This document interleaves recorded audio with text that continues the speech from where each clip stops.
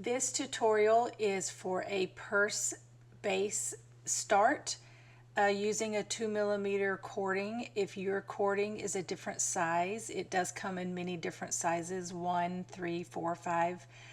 Just know that if it's not a 2mm cording, then it may not work for you because the size of your stitches will not be the same. So that's for this. I will put a link in the description box for this cording. And we are going to start with a 3.5mm hook and move to a 4.5mm hook.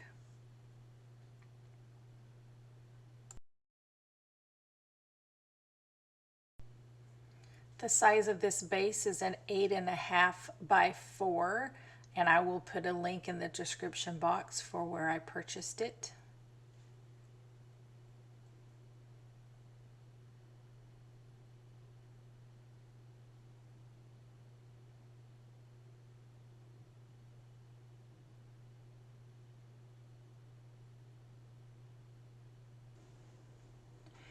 To begin, I'm going to leave a tail that is approximately 5 times the length of the bottom of my purse. Use the tail to close every row to give it a nice seamless look. You can begin anywhere on the purse you want. I do like to start on the side of it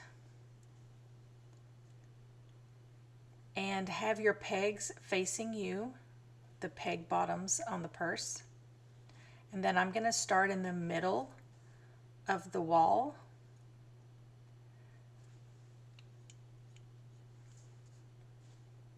Make sure your tail is off to the side so you're not using your tail. And with your working yarn, you're going to make a slip stitch in every hole all the way around. You might need to pull on that tail a little bit to keep it tight in the beginning, but you can also tighten it at the end as well. So just put a slip stitch all the way around.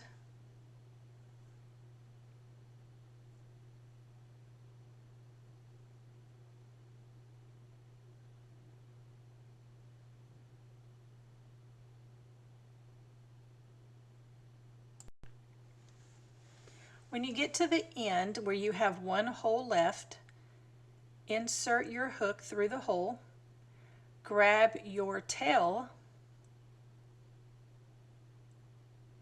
pull your tail through the hole and through your loop, and bring the tail all the way through. Tighten up your loop, bring your hook over to the first stitch,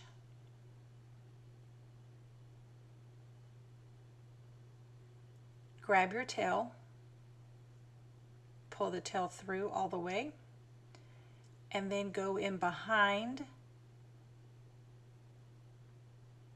to your last stitch.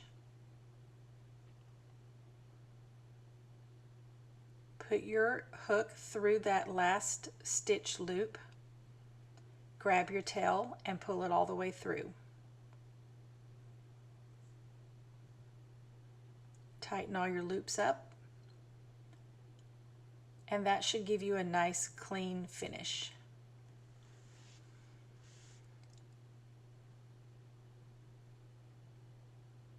And now we are going to start making our stitches around the base. From peg to peg, I like to start in the middle. And we're going to go back to the working yarn now.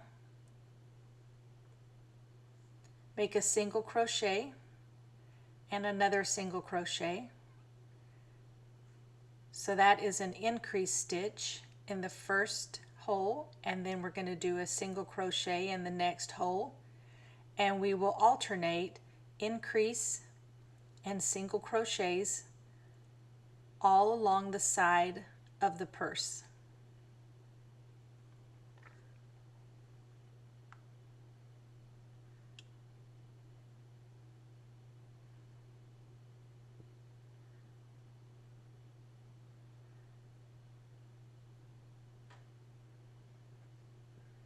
You will do this until you get to the peg.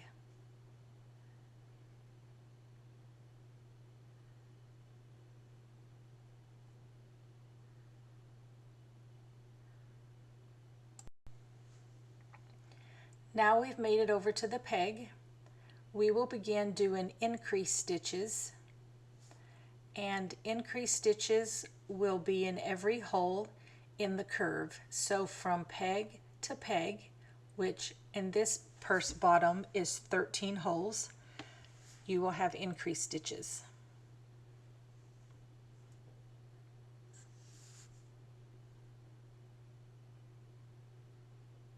So peg to peg, all the way around, increase stitches.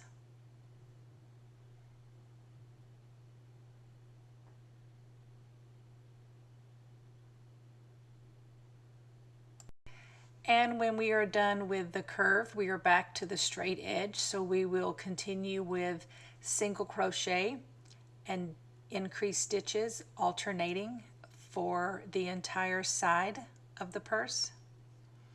So the key here is no matter what size purse you have, you should have increased stitches in your curve, and your two sides should be single crochet and increased stitches alternating along the edge. So as long as you're using a 2mm cording, that process should work with any size bottom that you have.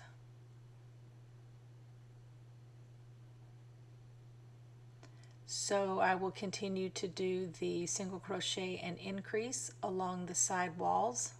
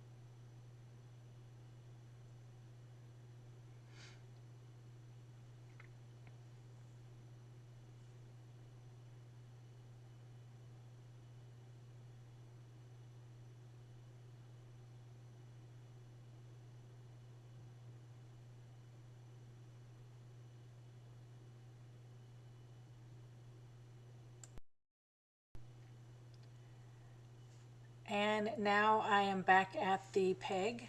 So the side walls have 13 holes in them, just like the curve. So I'm going to go back to doing increase stitches from peg to peg. So when you complete this, you should have, if it's the same size bottom as mine, you should have 13 holes from peg to peg and 13 holes on each side of the purse.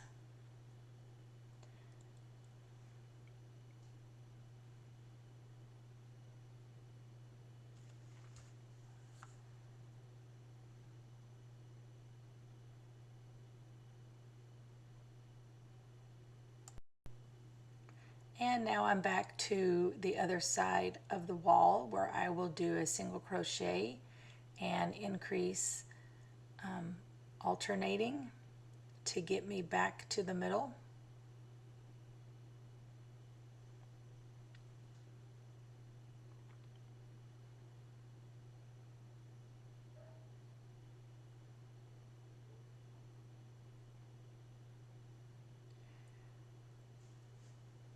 When you get to your last stitch, before you do the completed part of the stitch, so go ahead and insert your hook, come over with your working yarn through the hole, and then grab your tail.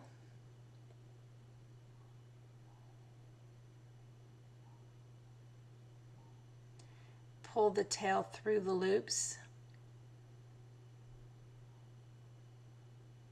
It will be loose. It will loosen up your stitches, and then pull your working yarn and tighten your loop back. Try to get everything nice and straight. Take your hook and go through the first loop, the first stitch that you did. Grab your tail, pull your tail through that first stitch, and then come in to the back of your last stitch and grab your tail and pull your tail through.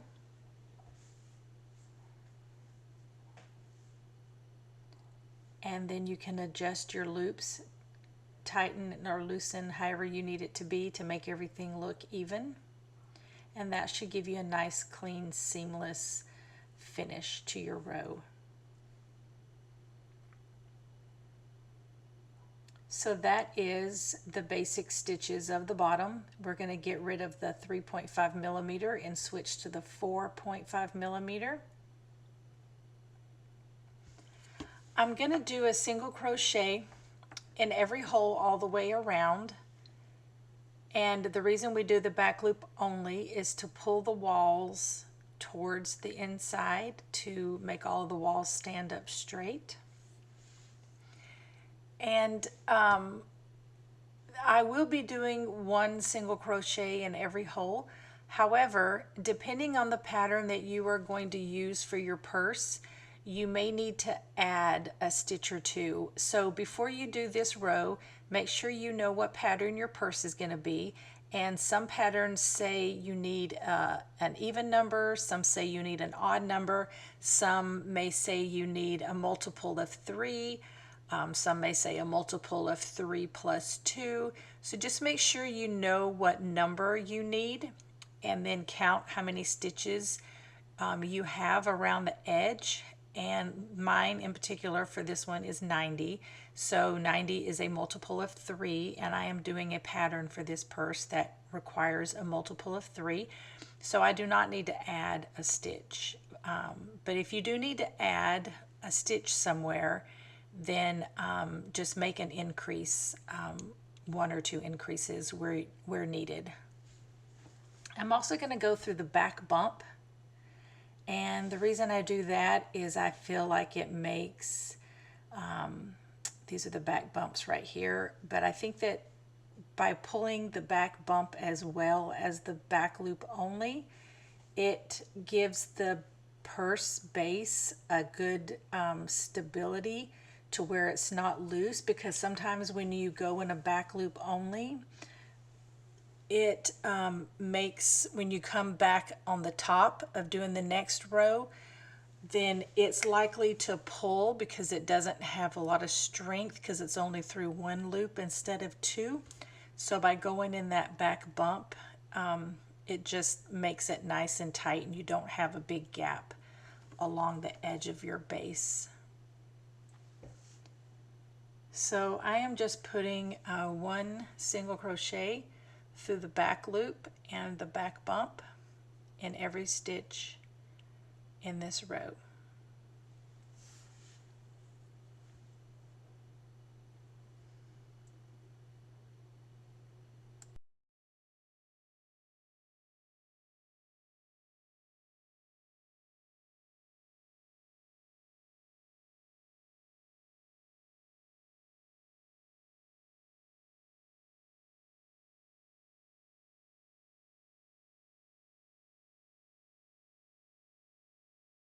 And I'm just going to continue that all the way around.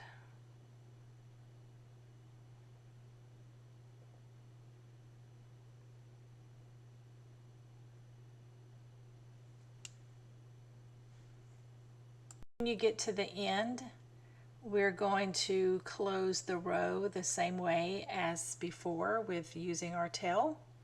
So go ahead and start the stitch.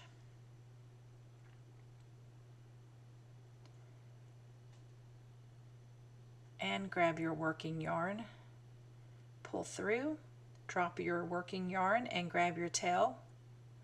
Use your tail to close that stitch, pull it all the way through, and go back to the first stitch. Tighten up your loops first to get everything nice and straight, and go through the back loop. and grab your tail, pull the tail all the way through, go back to the last stitch, come in through the back and grab your tail and pull the tail all the way through. And then tighten all your loops up, make sure everything looks nice and straight before you go on. And that is the completion of the purse base. So from here you can start whatever pattern you would like to make your purse out of, and at this point your stitches should be the number that you need for your pattern. You may want to go ahead and count the stitches before you start your pattern to make sure that your stitch count is what it needs to be. You can sort of fold these walls up, but once you get another row or two, then the walls are really going to fold up nicely.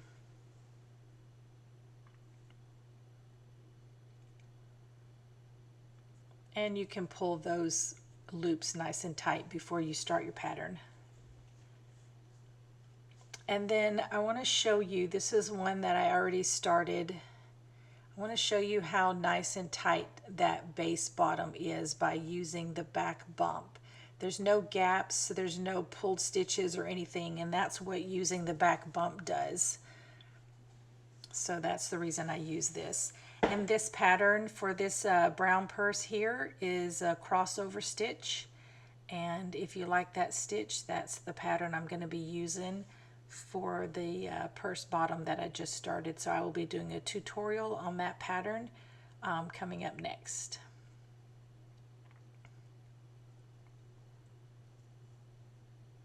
So be looking for that pattern tutorial if you're interested in that.